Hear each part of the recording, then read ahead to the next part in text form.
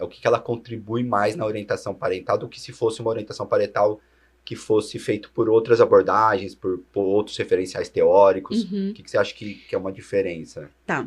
Como eu tô há praticamente 20 anos aí nessa área, né? Porque desde que eu me formei, eu comecei a trabalhar com as crianças e com as famílias, eu vejo uma evolução da nossa prática dentro da análise do comportamento na orientação parental. Então, eu acho que essa área, ela evoluiu para um lugar muito legal, assim, muito bacana. Porque antes a gente trabalhava principalmente com modificação de comportamento, né? Então eu fico pensando assim, a Priscila lá de 2006, quando eu comecei a atender, né? Que tinha coisas que eu falava para os pais, que eu falo agora, eu falo, ai gente, que dó desses pais que foram atendidos por mim há 20 anos atrás, né? É porque a gente estava num outro momento também. Mas a gente teve uma evolução, tanto do conhecimento, de como as crianças funcionam. Eu acho que tem uma contribuição da neurociência dentro da nossa área também, que permitiu que a gente entendesse alguns funcionamentos.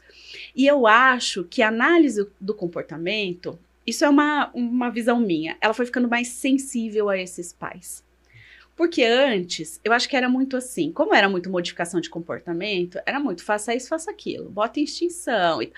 E algumas coisas, então assim, como a criança respondia, o temperamento ali, né, de como essa criança é sensível às contingências que estão operando, as emoções, não era dada muita atenção.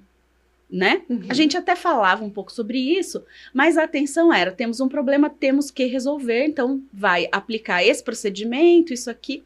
E agora, a gente teve uma evolução e a gente começa a olhar para o repertório desses pais. Então, o que esses pais já têm de habilidades, o que eles precisariam desenvolver, o que é importante enquanto valores para essa família. Então, eu acho que esse foi um ponto que contribuiu demais.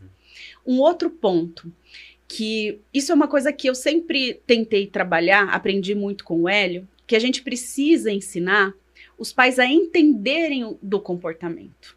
Porque senão eles ficam extremamente dependentes do profissional, do tipo, meu filho fez essa birra no supermercado, o que eu faço? Agora ele fez essa birra no shopping, o que eu faço? Então, assim, eles precisam entender de uma forma geral quais são os conceitos por trás do comportamento. Então, quais são as variáveis que afetam esse comportamento? E aí, quando a gente dá a gente trabalha nessa direção, é como se a gente fosse ajudando os pais a terem mais ferramentas para lidar de uma forma geral. E uma outra coisa também, que eu acho que é extremamente importante, a gente agora olha para como esses pais podem ser mais sensíveis ao que acontece com a criança. E não só uma mera aplicação de procedimentos. Então, eu acho que, nesse momento, a gente olha para coisas diferentes dentro da orientação parental na análise do comportamento. Então, tudo isso, né, a questão de olhar para os valores, de olhar mais para as emoções, de olhar também para o repertório dos pais, por que ele não consegue seguir essa orientação?